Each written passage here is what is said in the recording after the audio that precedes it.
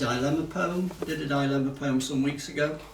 This is to make you think, go away, chat amongst yourselves, decide what you would do, argue, leading divorce. There was another dilemma this week, I don't know if you saw, read about it. The French actor who's being compared as the male equivalent to Bridget Bardot's just died, Alain Delon. Yeah. That's my basic French, that is, I knew my O-level French would come in handy one day. What I meant to say was my O-level failed French. So does anyone know what the dilemma was he caused for his family? What was his last request before he died? 10 points. To have his dog put down and buried with him. Yeah. Oh, really? Yeah, he wanted his dog euthanized and buried with him. Okay. Now, 5 more points. What did the dog say? The dog said 2 things. He said his films were crap, and he said he was barking mad.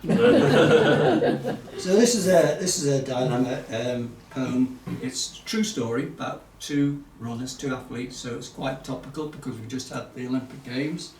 So this is certainly entitled "The Runner's Dilemma." Abel Mutai was from Kenya. He was a world marathon record holder.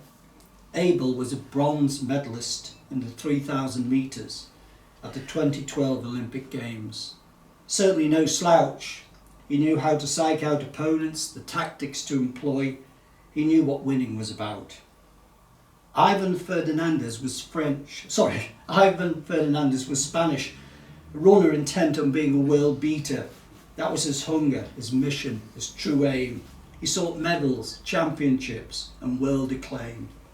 On December the 2nd, 2012, Ivan was competing at a cross-country race in Navarra in Spain. He was running second, some distance behind the race leader, Abel, and Ivan was feeling the pain. Nearing the end, almost touching the line, Abel knew he had it in him. This was his. This time he could feel it. He had it, sense it, reach out, grab it. It was apparent within his grasp. A few yards behind, Ivan knew he'd lost this race. This was not to be his victory, yet no disgrace. But a few metres from the finish line, Abel became confused. Something was wrong. He'd never learnt the mother tongue. He couldn't read the signs guiding him to the finish line. Ivan could feel Abel's tension. This may be intervention divine. Perhaps he could still take the glory. Maybe this was destiny, his designated time.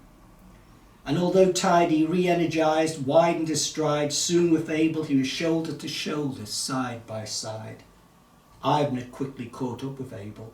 But instead of exploiting Abel's mistake to speed past and claim an unlikely victory, he stayed behind and, gesturing, guided the Kenyan to cross first over the finishing line. Ivan said, "I didn't deserve to win. I did what I had to do. The only right way was to help pull him through." He said Abel had won the race. He'd done all the hard work.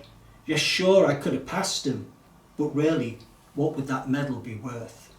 However, his coach took the more defiant approach, saying Fernandez needed to compete. He said his decision may have made him a better person, but a much poorer athlete. But Ivan in response said, "But what would be the merit of my victory? Could I shout it loud? What would be the honour of that? Would my country feel proud?" And then quietly, his next quote, I think, ends all argument. I'm sure you'll agree. Ivan simply said, what would my mother have thought of me?